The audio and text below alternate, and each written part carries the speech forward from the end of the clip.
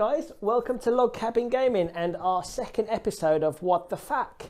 So thank you for all the responses on our first episode of Scarbrand's Rage. It seems that you guys are kind of interested by this, so we're going to do another episode. Today we are going to be talking about the Pink Horrors of Tzeentch. So what we've had is, on one of the comments on the last video, we've had Loner in a Crowd write in, and he said, the one that is getting me right now is Tzeentch Horrors Splitting. Seems too easy to abuse. Maybe I missed the FAQ if it's been addressed already, but models that run from battle shock count as slain. Horrors split when slain, so do they split when they run? A very powerful way to increase the unit size when you can just use a destiny dice for the battle shock to get max blue horrors one turn, and then use a 1 in the next to replace the pink horrors you lost. Same issue arises when losing unit cohesion. Lose one model, make sure it's the one keeping cohesion, then a bunch count as slain. Do you replace them with blue horrors that are then set up in cohesion with the rest of the unit? Then destiny dice the battle shock and replace the pinks. To me, it's open to abuse and not keeping with the spirit of the game, but Raw, rules as written, seems to allow it. People just say Tzeentch had it planned all the way. Right, it's a very good kind of question, and I've been through the FAQs and I can't seem to see it being addressed. But yeah, it seems that some players play it that when they run away with battle shock, they count as being slain, so then they get 2 blue horrors that come along the way. To me, that's very sneaky and very Skaven. You're not playing Skaven, you're playing Tzeentch. I don't know if there's a right and a wrong way to do it. I've had a look at the rules, and from what the rules say, I would tend to say you can't do that, and I'm going to show you why. But as with the whole concept of this kind of little series is the way that the rules are being interpreted by people is making this split down the middle, and 50% of the people roughly are kind of seeing it one way and 50% are seeing it the other way. So yeah, maybe it does need to be addressed. But if we just have a look at what the War Scroll on Horrors of Tzeentch says, and the ability that Loner in a Crowd is referring to is called Split and Split Again. It says, each time an iridescent horror or pink horror model from a friendly unit with this ability is slain, you can add 2 blue horror models to that unit after removing the slain model. Okay, that's what it says. So if they're killed, the easiest way, if they're killed in combat, after you remove it from being slain, you then add 2 blue horrors to that unit. What Loner in the Crowd is talking about is he's talking about battle shock phase. If you lose models either via battle shock or via cohesion, they count as being slain. So then what players are tending to do is going, oh, we're going to remove these and then bring 2 horrors for each one that we've lost.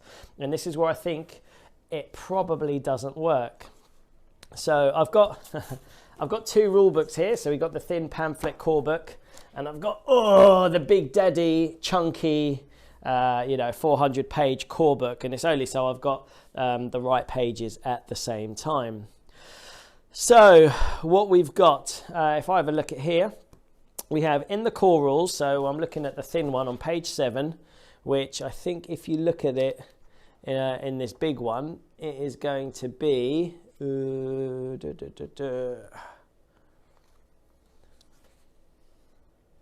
page 232, slain models. Okay, once the number of wounds allocated to a model during the battle equals its wound characteristic, the model is slain. Right, place a slain model to one side, it is removed from play. And this is where I think this is important. It's the order of that sentence. The model is slain, remove it from play. Okay. If we have a look at battle shock phase, so here in the Big Daddy core book, it's page 230. In this little thin one, it is page 5. Okay, so under battle shock phase, it says if the modified battle shock roll is greater than the unit's modified bravery characteristic, the battle shock test has been failed. It's a given. If the test is failed, for each point by which the modified roll exceeds the unit's modified bravery characteristic, one model in that unit must flee. So in short, if you fail it by 3 points, 3 models flee, and then you'll get 6 horrors back. You decide which of these models from your units flee. So this obviously now ties in with the cohesion as well. Remove them from play and count them as having been slain. This is where I think you can kind of, where it's probably going to swing the argument. Remove them from play. Stop. They are out of the game. Count them as having been slain. So they're already out of the game when you count them as being slain. So they're counting as being slain for points purposes. When you tally up your points at the end of, say, a battle round or at the end of the game, sometimes you can win a minor victory for models you've slain. And the same again with unit cohesion. It says, if I can find it, if we go into the little book, it'd be easier. Split units, okay? Page 5 again, underneath the battle shock phase. At the end of each turn, you must remove models from any of the units in your army that are split up into 2 or more groups until only one group of models from that unit remains in play. So traditionally, you split them into 2 and you have to pick which half, it's not necessarily 50-50, is going to run away. So what Loner in the crowd is saying, people deliberately split their units, lose maybe 10 pink horrors and then get 20 blue horrors back. The models you remove count as having been slain. So again, the wording, it's the way that the wording happens. It goes, you remove the models and then they count as being slain. So they're not slain on the actual battlefield. They're slain out in limbo somewhere. So if you wanted to, you could then put your 2 blue horrors on the side of the battlefield in your dead pile. Maybe. This is how how the rules are kind of saying it. So, and we have to remember the people are saying rules as written. So I'm reading the rules and this is how they're written. When it defines slain models from allocating wounds, you declare it as being slain while it's still on the battlefield, then you remove it from play.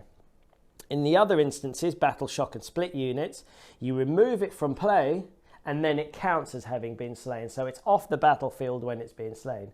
So for me, rules as written is you can't bring 2 blue horrors back per pink horror that runs away from battle shock or for split units, just because of the way rules are written. I hope that kind of makes sense. Let me know in the comments. I'm just gonna, there is a so even if you look at the war scroll, should a horror meet its end at the hands of the enemy, it is capable of splitting itself into lesser demons and renewing its assault twice over. So even the flavor text is kind of saying the enemy has to kill you. It's not saying that you deliberately run away. So even the flavor text is kind of saying if you die at the hands of the enemy, it can split so it can renew its assault again. If you're running away, you're not assaulting anyone.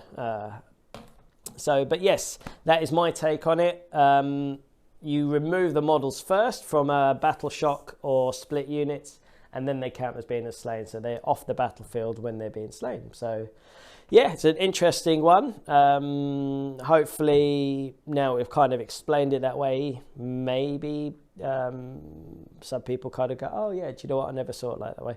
But again, I don't know all the rules. You never know kind of what the designers had in mind. Well, I think they kind of had in mind that if they're getting beaten up and killed in combat, you can then split them. I don't think they ever had the idea that if they ran away, they'd split, just from what the flavor text tells us. So yeah, hopefully that answers your question, Loner in a crowd, and doesn't ask more questions, but hopefully that gives you a kind of a nice comeback to go to when you take it to your club or wherever you play. But yeah, that was a very interesting one. If you guys have got anything else like that, that'd be really good to have, and we can do more of these What the Facts, which is good fun, and it's always good to kind of revisit rules every so often. You know, it is easy to get complacent, so I really like going back and having a look at the rules and just trying to find if there's a definitive way to answer these questions. But thank you very much for watching. This has been Log Cabin Gaming, and hopefully we'll see you guys on the next one. Cheers.